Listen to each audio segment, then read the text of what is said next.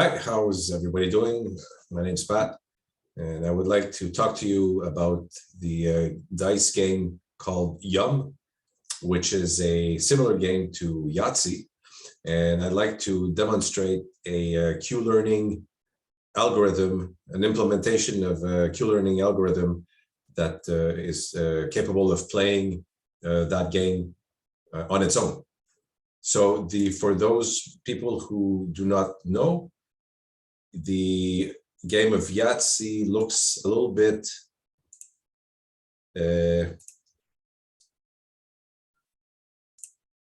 here's what it looks like. This is a bit of an older game, as you can see from the box here, and it's very similar, like I said, to Yahtzee. So you've got 5 dice, and you've got 11 turns, and each dice and each turn you're trying to maximize the score of any given category. So to understand a little bit better how the game is played, we can look at a score sheet. Okay.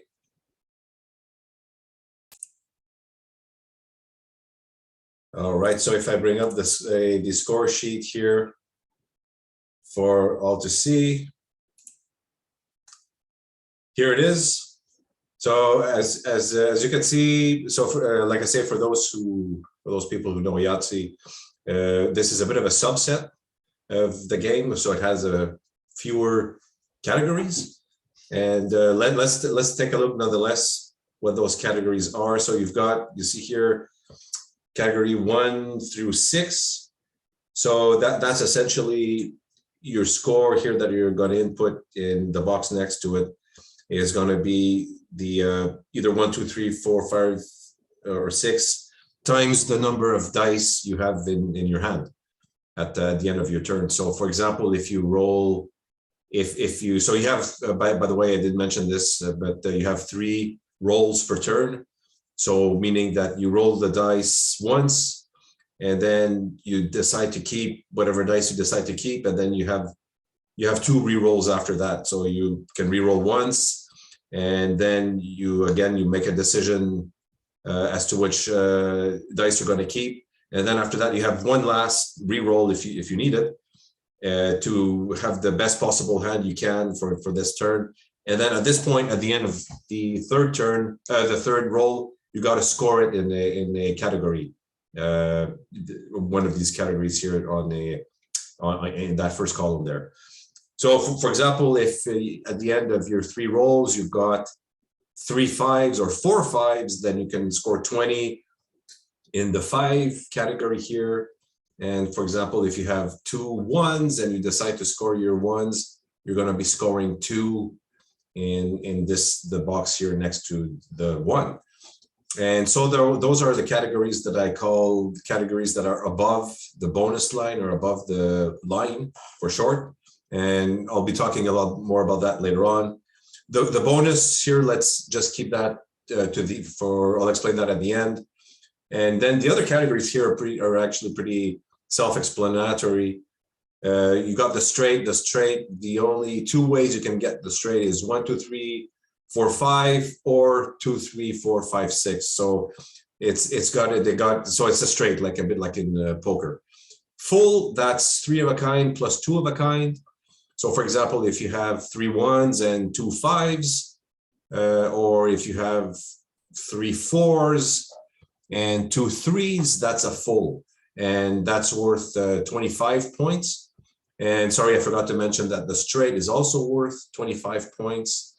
And then if I scoot right away to the last one, the Yum, that's 5 of a kind. So if you've got 5 1s, 5 2s, 5 whatever die face you have, that's 5 of a kind, and that scores you 30, which is nice. And you've got 2 other categories here, the high and the low. Those are a little bit tied together. Let me maybe start explaining by the low. To score anything in the low, the sum of your dice has to be at least 21. Now, it doesn't matter if you have pairs or 3 of a kind, whatever it is, that doesn't matter. your total of all the dice added together, it's got to give you 21 to be able to score in the low. And then the high you have to have at least 22 as the total of the die faces that you have in your hand right now. But there's another restriction as well, is that your low has to be lower than your high if it's already scored, and conversely, your high has to be higher than your low, strictly higher than your low if it's already scored. So you can have, for example, score 21 in the low and 27 in the high. That's an example of a valid way to score this. If you have, for example, 25 in your low, and then you're trying to do your high and you end up with 21, 22, or 23, something like that, then you cannot score in your high, right? Because it needs to be higher than your low. The only thing I haven't explained yet is bonus. Now, bonus is not a category that you score directly. It's computed, and the value of the bonus depends on how well you did in the above the line categories here. So in the 1, 2, 3, 4, 5, or 6, and 6, and that's computed at the end of the game or as you go as you're playing. And so the bonus is very simple. If the sum of all the scores here in 1, 2, 3, 4, 5, 6, if that's 63 or better, then you deserve a bonus of 25. Okay. But if it's less than 63, then you get 0. So you either get it or you don't. And just one thing, just one observation here, that if you were to score 3 of a kind in all the above the line categories, so 3 in the 1s, 6 in the 2s, 9 in the 3s, 12 in the 4s, 15 in the 5s, and 18 in the 6, that gives you 63. And as you can see, it's kind of you need to do quite well above the line to deserve the bonus. And yeah, so that's the game, the way it's played. And you have 11 turns, and at the end of the turn, well, the game is over. So if I get back to the real object here, the real subject of the series of videos here that I want to make, is that we want to teach a computer how to do this, how to solo play really a game of Yum on its own. And the question is can we do that? And the answer is yes. And the technique here that I use to do this, it's one subset of machine learning. And it's actually Q learning, which is also a form of reinforcement learning. Now, in the course of the next videos, I'm not going to dive into too much detail on what Q learning is, because the reason for that is that if you search here on YouTube on Q learning, you'll find a lot of very good videos that explain this subject matter quite well. And so maybe if I can summarize it, essentially, how this works at the very high level is you have an agent, which is the computer program, and for the agent you describe the world as an observation space, and you give the agent the possibility to commit actions, so to act on the observation space.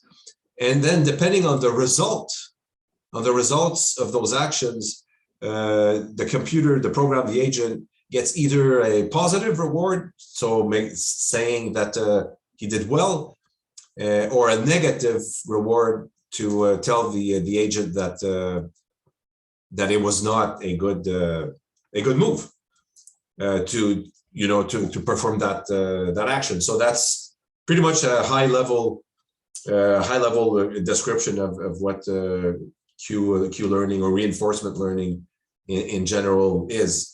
And so in the next video, I'm going to start to introduce this by giving one of the things I'm going to look at is how do we describe the observation space and the action space and the rewards, I should say, plural, for this for implementing the game of Yum. And we're going to be talking about that and a lot more. And also what I am going to make available real soon is the actual code itself, the code itself, which is on GitHub. And maybe what I can do is I can show okay, so I'll show it.